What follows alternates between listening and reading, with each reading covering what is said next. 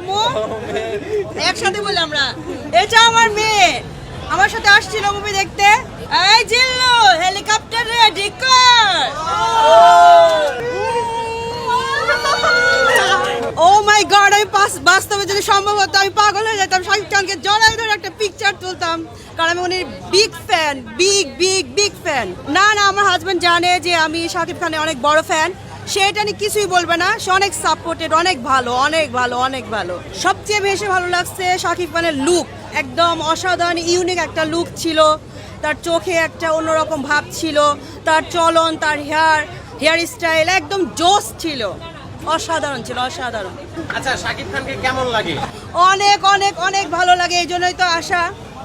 তার স্টাইল, তার মানে বচন ভঙ্গি, তার চোখ সবচেয়ে বেশি ভালো লাগে আমার। তুমি কোন শহরের পুলা গো লাগে উড়া ধুরা, তুমি কোন শহরের পুলা গো লাগে উড়া ধুরা, তোমার যে দেখলে পারে পরানটা যাই জুড়াইয়া।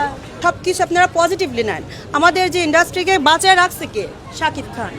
এই যে মুভি যে আসে, আমরা বেশিরভাগ মানুষ কার ফ্যান, সে কিন্তু অন্যকে নিয়ে সমালোচনা করে না। আপনি দেখেন, একজন শাকিব খানকে দেখলে বুঝবেন যে উনি একটা ভালো মনের মানুষ।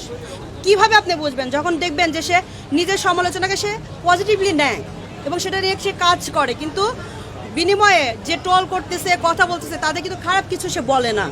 এটাতেই বোঝা যায় সে একজন বড় এবং ভালো মনের মানুষ।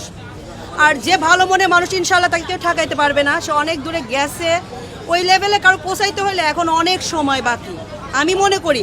অতএব কাউকে ট্রোল করার আগে চিন্তা করা উচিত যে উনির স্থানে উনি আছেন, উনির মতো কাজ করতেছে, তো আমার বলার অধিকার নেই আমি কোন পর্যায়ে আছি, আগে আমার সেটা দেখতে হবে, দেন আমি অন্যকে নিয়ে সমালোচনা করব। আর সমালোচনা কাকে নিয়ে হয়? যে সমালোচনা করার মতো যার ক্ষমতা আছে বা ওই অ্যাবিলিটি বা ওই যোগ্যতাটা যে অর্জন করছে, যাক তাকে নিয়ে কিন্তু আপনি সমালোচনা করবেন না, কারণ তার ওই যোগ্যতাটা নাই। যার যোগ্যতা আছে তাকে নিয়েই মানুষ সমালোচনা করে, আমি যেটা পার্সোনালি মনে করি।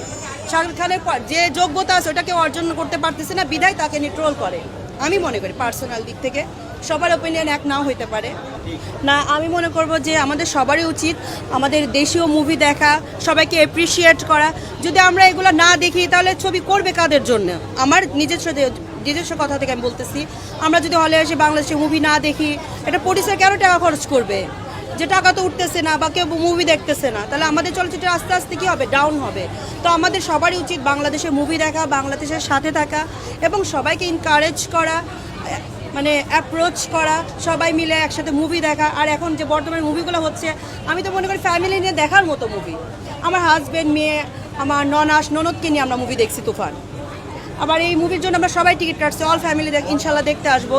সবারই উচিত বাংলাদেশি জিনিস, শুধু ছবি নয়, আমি মনে করি প্রোডাক্ট বাংলাদেশি ইউজ করা উচিত, বাংলাদেশি মুভি দেখা উচিত, বাংলাদেশি ড্রেস পরা উচিত। আমি মনে করি যে আমাদের নিজের বাংলাদেশকে আমরা নিজেরা যদি হেল্প না করি, তাহলে আমাদের বাংলাদেশ আগে বাড়তে পারবে না, কোনোভাবেই না।